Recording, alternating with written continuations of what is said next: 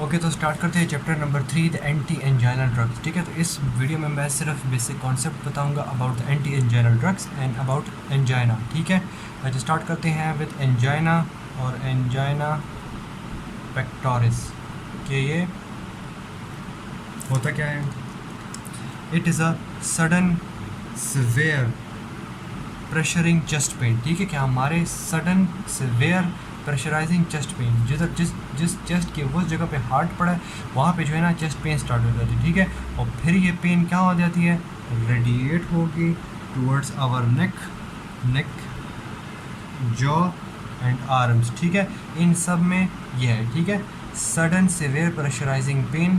ठीक है, radiating in pressurising pain in the chest, radiating towards the neck, the jaw and the arm. ठीक हो गया। अब ये जो है ना सब कुछ, ये पेन किस चीज़ की वजह से हो रहा है, कॉज क्या है, low blood supply. Low blood supply कौन सा, हमारे देखें एक जो होता है ना वीनस सर्कुलेशन से हमारी हार्ट को सप्लाई होता है, जो कि पूरी बॉडी को सप्लाई करता है। वो वाला ब्लड फ्लो नहीं, जो हार्ट के सेल्स को, हार्ट के मायोकार्डियम को जो ब्लड सप्लाई होगा वो डिक्रीज़ हो गया। ठीक है, तो blood supply of the coronary artery जो कि ऑक्सीजनेटेड ब्लड प्रोवाइड करेगी हार्ट को, वो क्या होगी, डिक्रीज़ हो गई। ठीक है, तो ये ब्लड जब सप्लाई कम है तो इसकी वजह से जो ऑक्सीजन डिमांड है हमारे जो मायोकार्डियम की, वो क्या है, मीट नहीं हो रही। ठीक है, ऑक्सीजन डिमांड डिक्रीज़ हो गई, तो जो हार्ट जो मतलब कॉन्ट्रैक्शन करेगा तो ऑब्वियसली इट नीड्स ऑक्सीजन ना, तो वहाँ पे ऑक्सीजनेटेड ब्लड नहीं मिल रहा। ठीक है, तो ऑक्सीजन डिमांड उसकी पूरी नहीं हो रही, उसकी वजह से जो है ना ये एंजाइना के पेन आएंगे। और ये ब्लड सप्लाई क्यों हो रहा है, या जो डिफरेंट कॉजेज़ हो सकती हैं, अगर कोरोनरी आर्टरी है इसकी ऑब्स्ट्रक्शन हुई हो।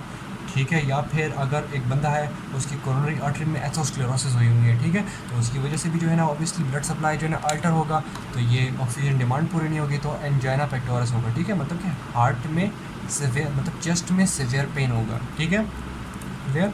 ये नहीं है कि बिल्कुल हार्ट में ही पेन होगा। ठीक है, कभी भी ये जो वास्कुलर सिस्टम्स होते हैं ना, उसमें उसी जगह पे जब पेन हो रहा हो तो इसका वो मतलब नहीं है कि उधर ही पेन है। ठीक है, अगर ये बंदा है, ठीक है,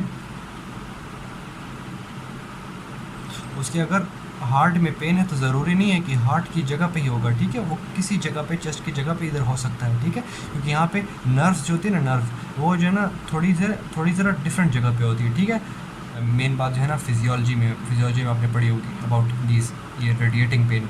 ठीक है, ओके, तो एंजाइना पेक्टोरिस का जो ये पेशेंट है जिसको जो सडन चेस्ट पेन आ गई, अब इसके जो एपिसोड्स होंगे, एपिसोड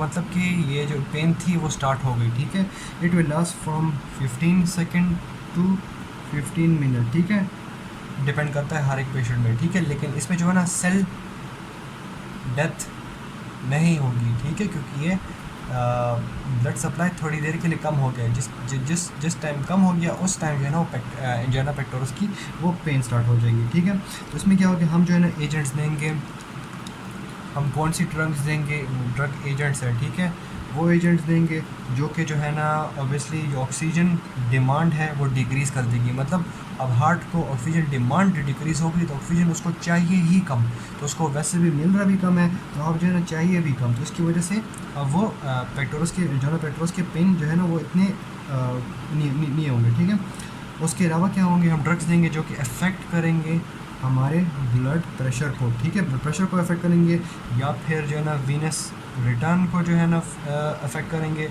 या फिर हार्ट रेट को। इन सब की वजह से क्या होगा, ऑक्सीजन डिमांड क्या हो जाएगी, ऑब्वियसली डिक्रीज़ हो जाएगी, और यहाँ पे कॉन्ट्रैक्टिलिटी भी।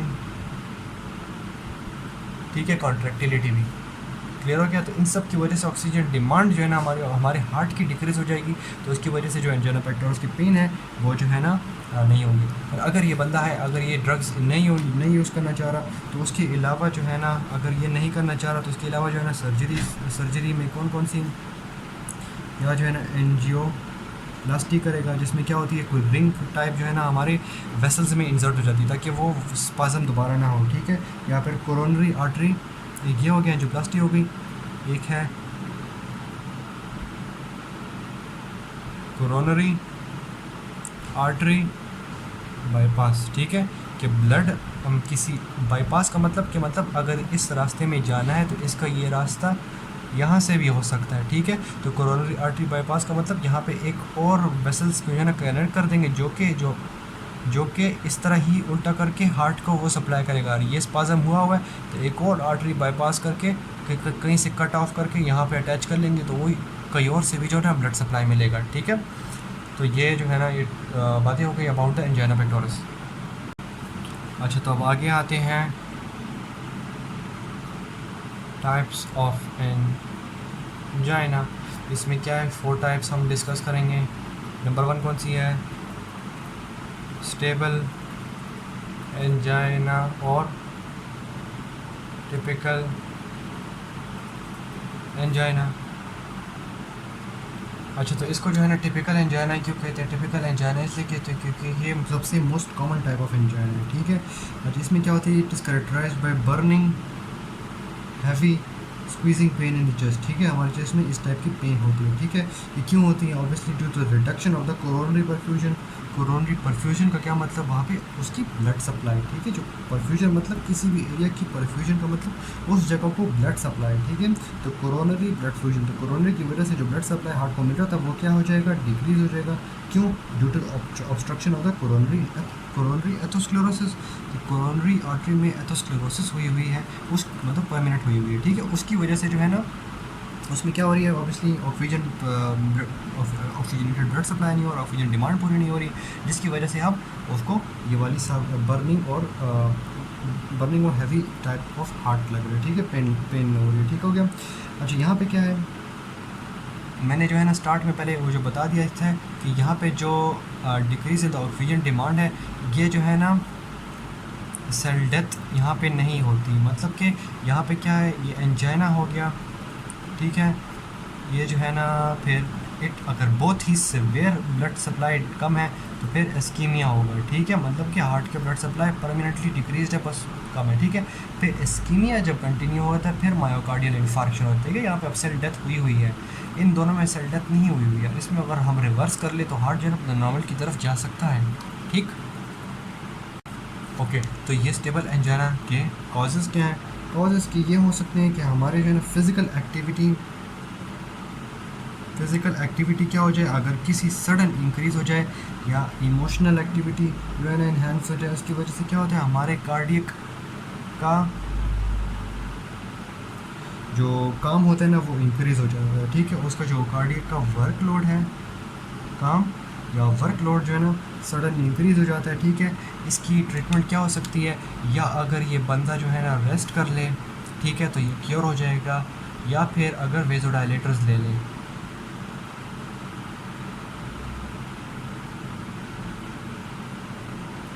ठीक है। जैसे नाइट्रोग्लाइसरीन, ठीक है, ये क्लास ऑफ ड्रग है, हम नेक्स्ट वीडियो में नाइट्रोग्लाइसरीन क्लास पढ़ेंगे, ठीक है। अच्छा, अब सेकंड टाइप करते हैं ऑफ दिस एंजाइना। अच्छा, सेकंड क्या है, these are the unstable angina. Unstable angina क्या होती है, इसमें क्या होती है, फ्रीक्वेंसी ऑफ द एंजाइना की जो पेन होती है वो क्या हो जाती है, इंक्रीज़ हो जाती है, ठीक है। बार बार जो है ना पेन हो रही है, इससे क्या है, इससे जो है ना हम अगर रेस्ट देंगे उससे जो है ना ये क्योर नहीं होगा। अगर नाइट्रोग्लाइसरीन दी उससे भी क्योर नहीं होगा। इस बंदे को खामखा जो है ना हमने क्या करना है, हॉस्पिटलाइज़ करना है, ठीक है। Hospitalisation is must for this patients, ठीक है।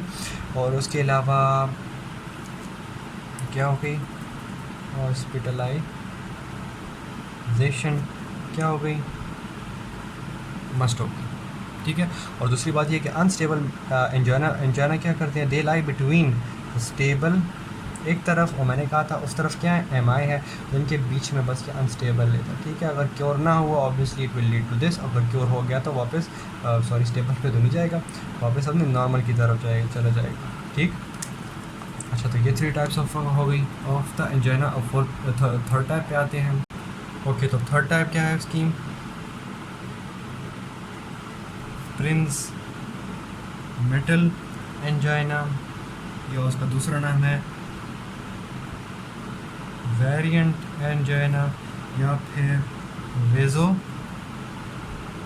स्पास्टिक एंजाइना विद स्पास्टिक से उसका कॉज आ गया कि कॉज क्या है, बाय द वेजोस्पाजम्स, ठीक है, उसकी वजह से हो रहा है। ये क्या है, एट रेस्ट होगी, कोई भी फिज़िकल एक्टिविटी ज़रूरी नहीं है कि वो फिज़िकल एक्टिविटी की वजह से हो, ठीक है, ये अनकॉमन होते हैं, ठीक है, रेस्ट में होंगे, ठीक है। और ये ट्रीटमेंट उसकी क्या होगी, बाय नाइट्रोग्लाइसरिन्स और कैल्शियम चैनल ब्लॉकर्स, इन दोनों से जो है ना ये ट्रीट हो सकते हैं, ठीक है, ये वाले टाइप ऑफ द एंजाइना। और इन पेशेंट में ज़रूरी है कि इनमें क्या होगा, इनकी जो कोरोनरी आर्टरी है, कोरोनरी वाली, उसमें जो है ना एथेरोस्क्लेरोसिस हुई होगी, ठीक है। अच्छा, बात है fourth type of the angina. अच्छा, फोर्थ टाइप क्या है, लास्ट, ये है मिक्स्ड फॉर्म ऑफ एंजाइना, ठीक है, ठीक।